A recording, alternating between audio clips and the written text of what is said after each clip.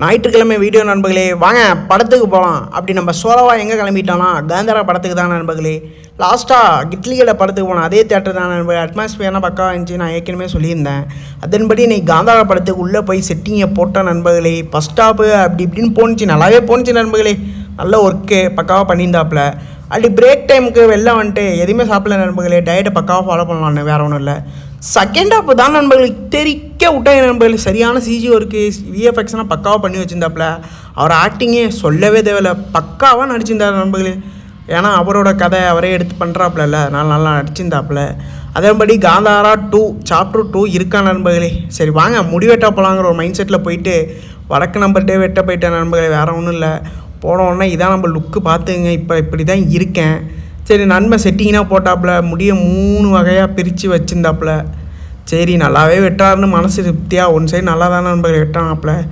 இந்த பக்கம் பாருங்கள், ஒரு பக்கம் ஏற்றமாகவும் ஒரு பக்கம் இறக்கமாகவும் வெட்டி மன உளைச்சலை உள்ளாக்கிட்டேன் நண்பர்களே. அதுபடி எப்படியே முடிய வெட்டிட்டு வந்துட்டு உங்கள்கிட்ட காமிச்சிட்டேன். முடி வெட்டி நல்லா இருக்கான்னு கமெண்டில் சொல்லிட்டு போங்க.